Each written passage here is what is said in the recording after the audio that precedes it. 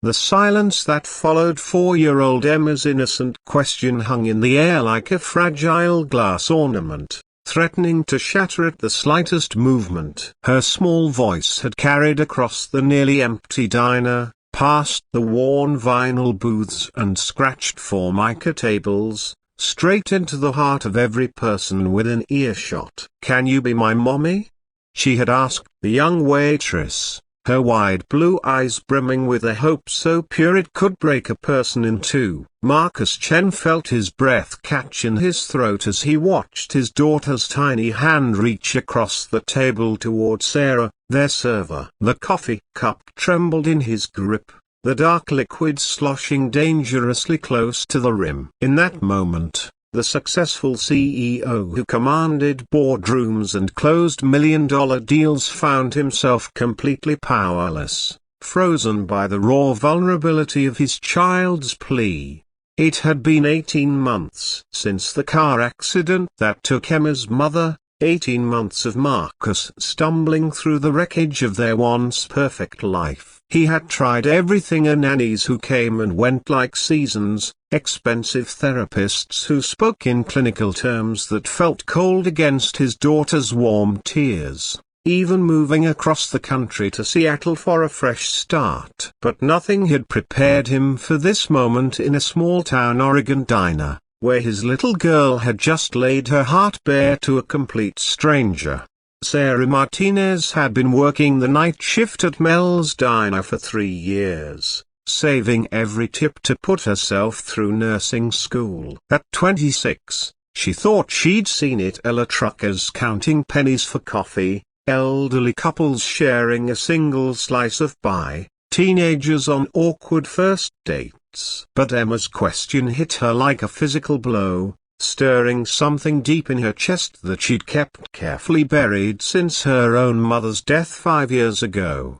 "Sweetie," Sarah whispered, her voice catching as she knelt beside Emma's chair. The little girl's face was streaked with tears she'd been trying so hard to hide. "What makes you ask that?" Emma's lower lip trembled as she looked between Sarah and her father, who sat rigid in the opposite booth, his expensive suit looking out of place against the diner's humble interior. "Daddy works so much, and I heard him crying again last night. Mrs. Henderson says I need a mommy to braid my hair and teach me girl things. You're nice to me, and you smell like cookies." The admission hit Marcus like a sledgehammer. He hadn't realized Emma could hear his late-night grief sessions. Those moments when the weight of single parenthood crushed down on him like a physical force. He'd been so focused on providing for her, on maintaining the facade of having everything under control,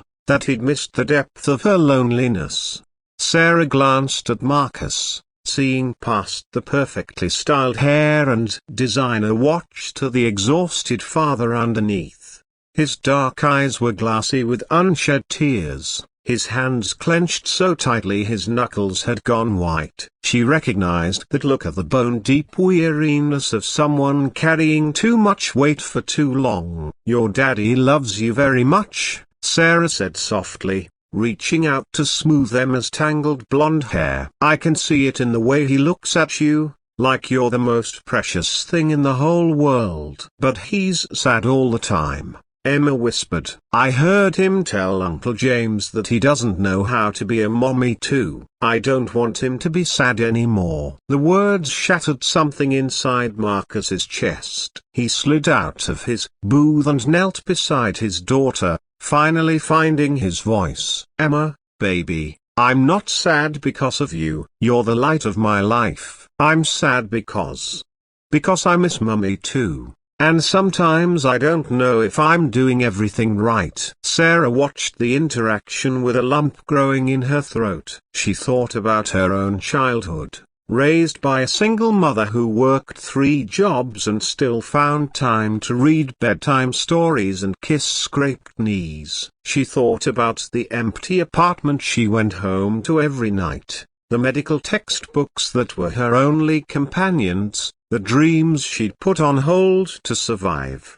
"You know what?" Sarah said, surprising herself with her own boldness. "I don't have any kids of my own, but I have Wednesday afternoons off. Maybe Emma would like to learn how to braid hair and bake cookies. If that's okay with your daddy." Emma's entire face lit up like a Christmas tree. "Really? You teach me girl things?" Marcus stared at Sarah, searching her face for any sign that this was pity or obligation. Instead, he found something he hadn't expected: a genuine care. "We couldn't ask you to." "You're not asking," Sarah interrupted gently. "I'm offering." "Emma reminds me of myself at her age. My mom worked all the time too, but the neighbors, they became like family. Mrs. Chen next door taught me to sew. Mr. Rodriguez showed me how to change a tire. Sometimes it takes a village." Over the following weeks,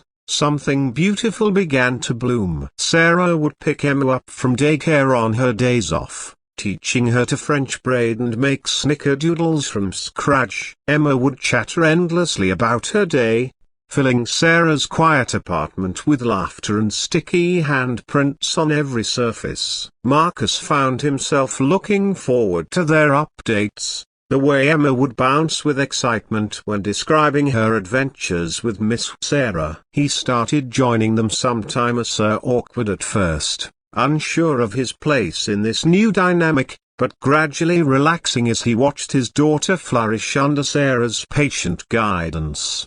The transformation in Emma was remarkable. The withdrawn, clingy child who had nightmares about losing her daddy began to bloom into a confident little girl who could tie her own shoes and knew the difference between baking soda and baking powder. More importantly, she stopped asking if her daddy was sad and started planning surprise family dinners for the three of them. It was during one of these dinners, 6 months after that first encounter in the diner, that Marcus finally understood what had been happening. As he watched Sarah help Emma serve a lopsided cake they'd made together, both of them covered in flour and giggling like conspirators, he realized that healing didn't always come in the packages you expected.